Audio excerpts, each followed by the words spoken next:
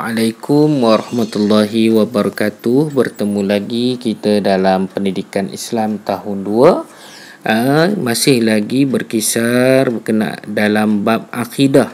Namun kali ini kita dah beralih kepada topik yang seterusnya, iaitu malaikat yang setia.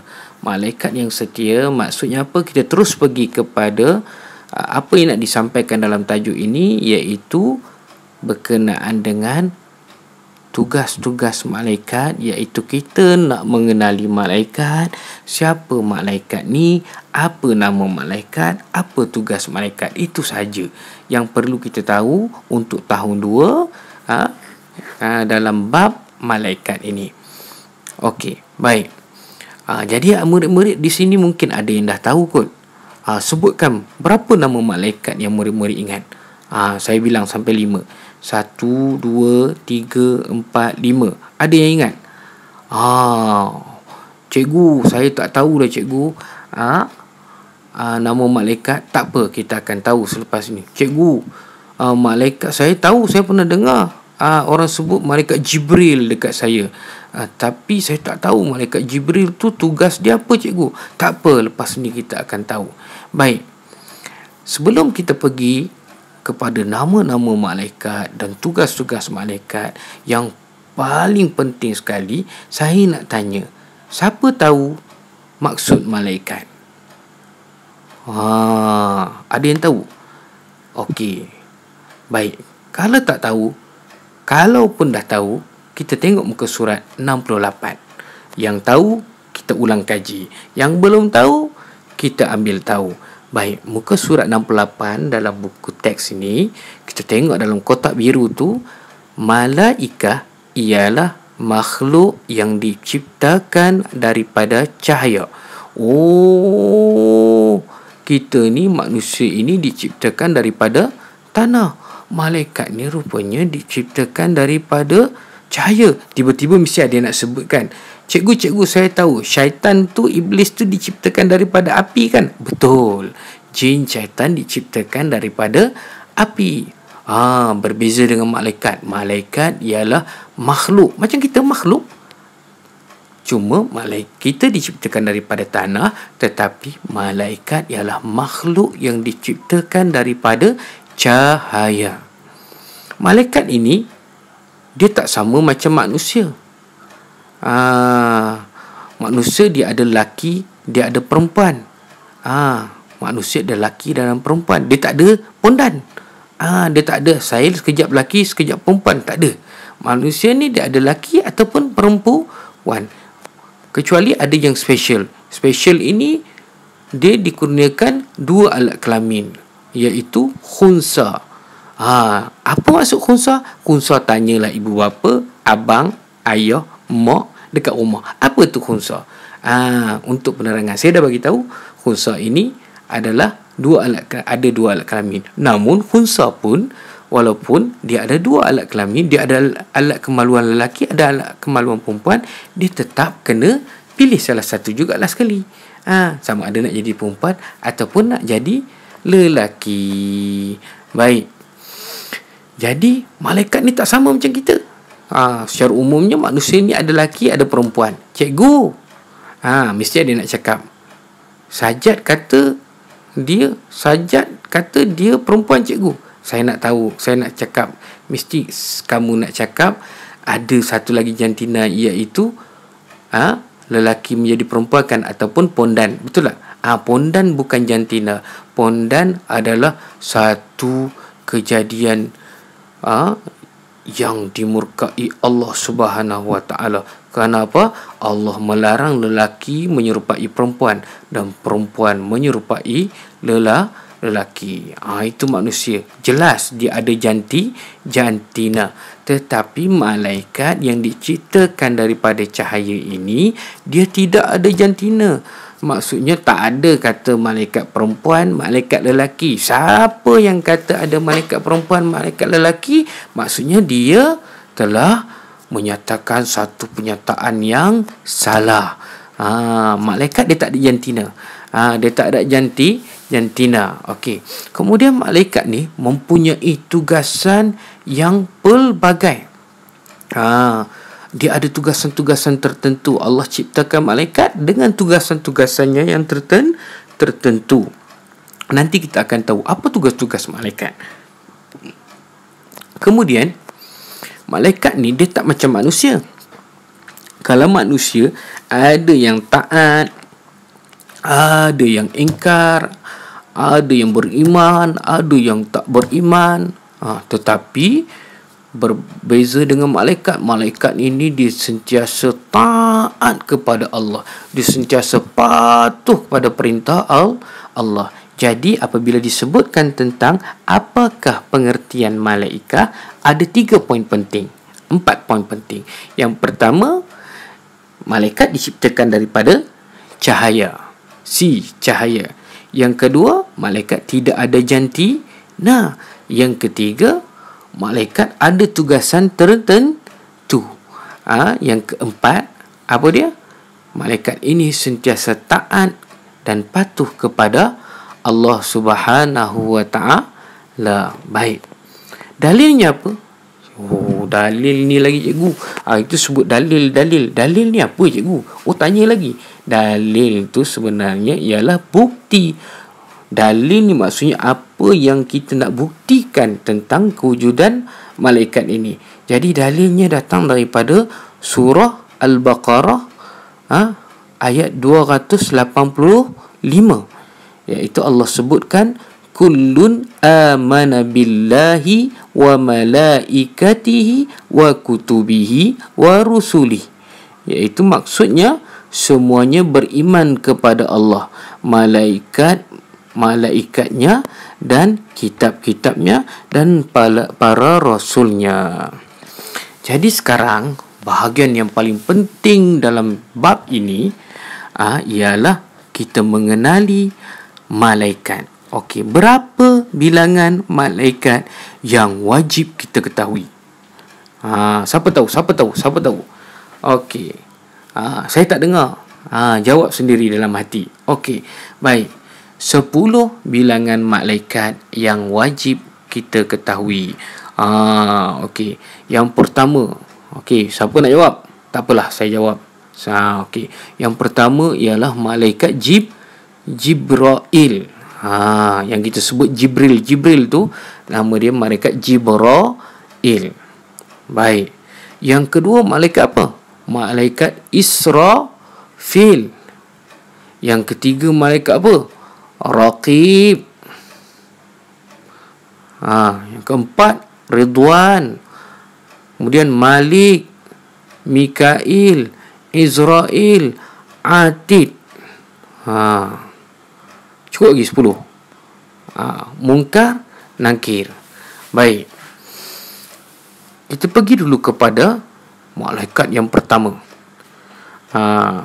Kalau dalam bab malaikat ni, kalau tadi dalam bab sifat 20 ada lagu dia kan, Ali Sofia.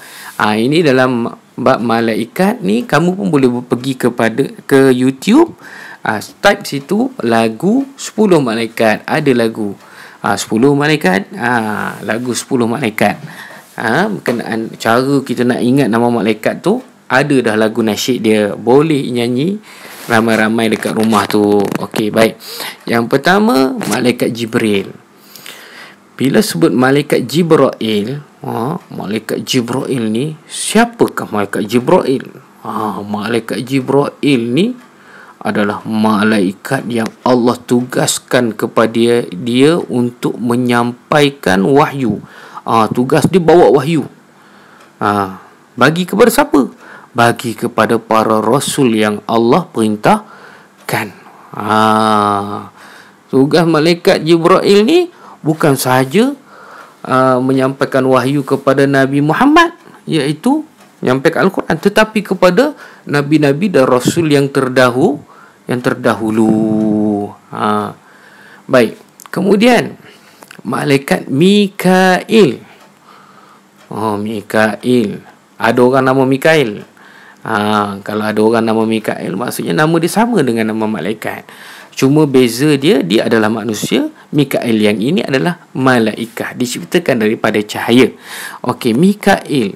tugasnya ialah menurunkan hujan dan rezeki daripada Allah Subhanahu Wa Taala. Allah dah khususkan, Allah dah tugaskan Mikail.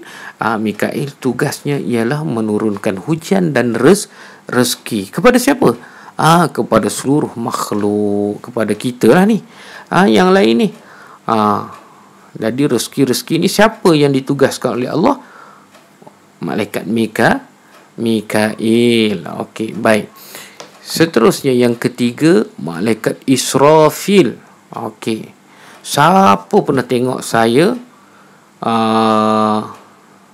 meniup seruling? Ada kan? Okey. Tak, malaikat Israfil ni tugasnya meniup, tapi bukan meniup seruling. Yang meniup seruling tu ahli muzik. Tapi malaikat Israfil dia meniup sangkakala. Bagaimana bentuk sangkakala saya tak tahu. Tapi tugasnya meniup sangkakala. Sangkakala ni ditiup bila? Bila sangkakala tiup ni, maksudnya akan berlakulah apa? Akan berlakulah apa? Siapa tahu? Okey, cuba cari dalam Google.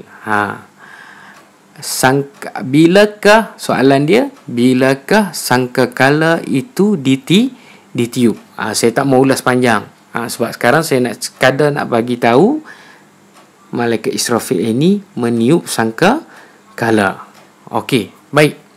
Yang ketiga, Israel. Israel tugasnya, nama dia Israel. Jangan pula ada orang pergi letak nama Israel. Kenapa? Israel ni tugasnya undertaker. Apa dia? Tugasnya adalah mencabut nyawa. Tugas Israel adalah mencabut nyawa. Siapa nyawa yang disebut? Semua makhluk ini tugas yang dicabut nyawanya adalah malaikat. Tugas yang mencabut nyawa adalah malaikat Israel. Yang mencabut nyawa Nabi Muhammad adalah malaikat Israel. Yang akan mencabut nyawa kita pun adalah malaikat Israel. Bukan malaikat lain. Sebab apa? Tugasnya khusus, untuk mencabutnya nyawa. Baik. Kemudian ada malaikat yang berkembar. Malaikat ni kembar. Bukan kata kembar, tugasnya tu dia buat kerja sama-sama. Siapa? Dia Raqib dan juga Atid. Baik, Raqib ni tugasnya apa? Raqib ni satu dia write tugas dia. Maksudnya apa? Dia tandakan yang betul je. Maksudnya Raqib ini mencatat amalan baik manusia. Raqib tugasnya, yang duduk sebelah kanan kita ni, malaikat Raqib. Dia mencatat amalan baik manusia. Dia tak buat benda lain. Dia hanya bila manusia tu kita buat benda baik, dicatat. Bila dia buat benda baik, dicatat. Bila kita buat benda baik, siapa buat benda baik? Malaikat Raqib ini akan catat. Berbeza dengan malaikat Atid. Atid pula dia pangkah je. Dia pangkah je. Maksudnya malaikat Atid ni tugasnya mencatat amalan buruk. Punyalah Allah sayang kepada kita ni. Kalau benda baik, niat dalam hati dah dicatat. Walaupun benda tu tak buat. Contohnya kita kata, esok aku bangun pagi, aku nak pergi tolong makcik sebelah rumah tu lah, kan? Kesian makcik tu dah tua, tak larat. Tengok laman depan rumah dia dah semak, aku nak pergi tolong lah dia. Tapi pagi esok kita buat benda, bangun-bangun pagi, kita tak larat, dah sekali kita duduk depan TV je, kita tak tolong makcik tu. Adakah amalan kita dicatat? Dicatat. Walaupun dalam hati kita baru berniat, tetapi kasihnya Allah kepada manusia ni, walaupun kita berniat jahat, tak dicatat lagi. Sehinggalah perbuatan itu betul-betul kita buat, barulah dicatat oleh malaikat yang bernama Atid. Okey, baik. Kemudian malaikat yang seterusnya ialah malaikat yang keberapa ni? 6, 7. Yang ketujuh iaitu malaikat Ridwan. Ridwan ni tugasnya ialah menjaga syurga. Jadi orang yang akan masuk syurga akan melalui malaikat Ridwan ni. Dijaga syurga. Namun berbeza dengan malaikat yang namanya Malik. Sebab tu kadang-kadang saya terfikir, patutlah orang nama Malik ni kadang-kadang garang. Tapi itu orang ni walaupun nama Malik, ada yang baik hati. Bukan semua orang garang. Tetapi berbeza dengan malaikat. Malaikat Malik ini malaikat yang sangat bengis. Kerana apa? Kerana dia menjaga neraka. Jadi orang yang akan masuk ke neraka akan berjumpa dengan malaikat Malik.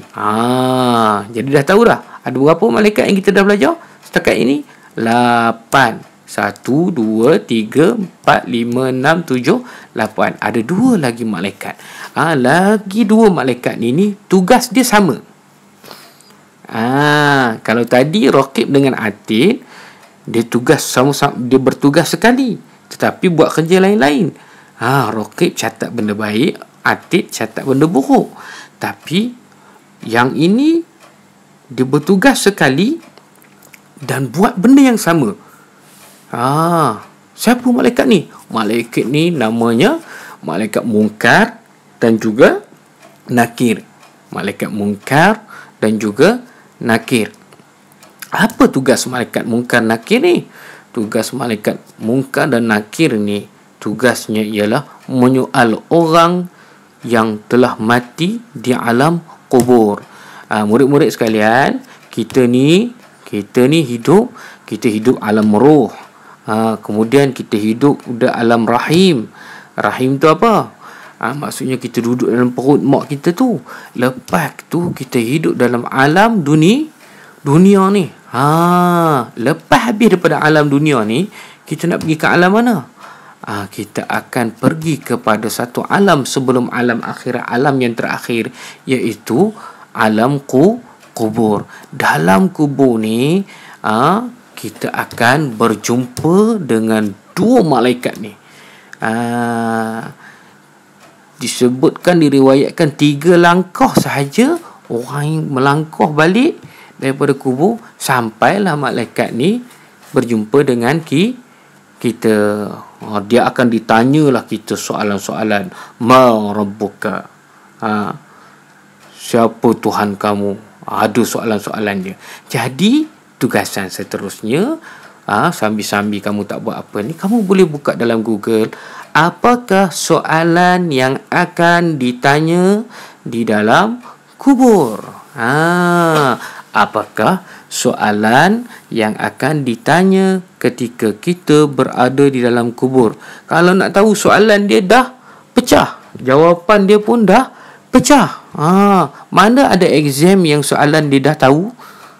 Mana ada exam yang soalan yang jawapan dia pun dah tahu?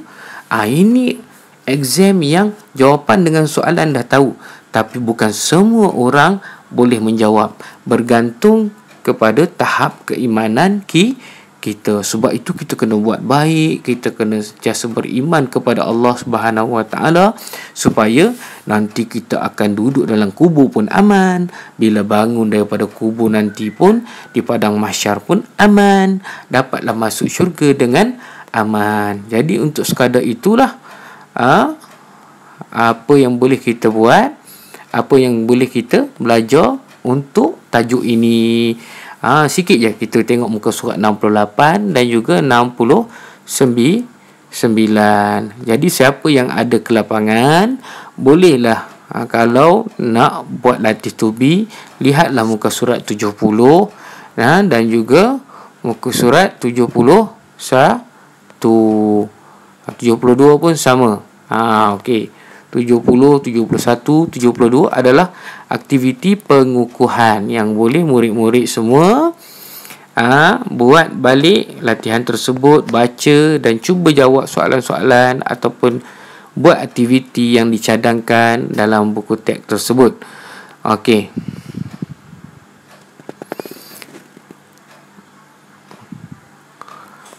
Okey, sekadar itu yang kita boleh sampaikan hari ini. Berapa bilangan malaikat? 10 malaikat yang wajib kita Mudah-mudahan majlis kita, apa yang kita buat malam ni, pada hari ini, diberkati oleh Allah Subhanahu Wa Taala. Bila kita kenal malaikat, kita tahu tugas malaikat, mudah-mudahan bertambah kepercayaan kita kepada Allah Subhanahu Wa Taala, bertambah keimanan kita, dan bertambah tinggilah darjat kita di sisi Allah Subhanahu Wa Taala. Sekian saya sudahi dengan wabillahi taufiq wal hidayah. Assalamualaikum warahmatullahi wabarakatuh. Bila pula dah habis?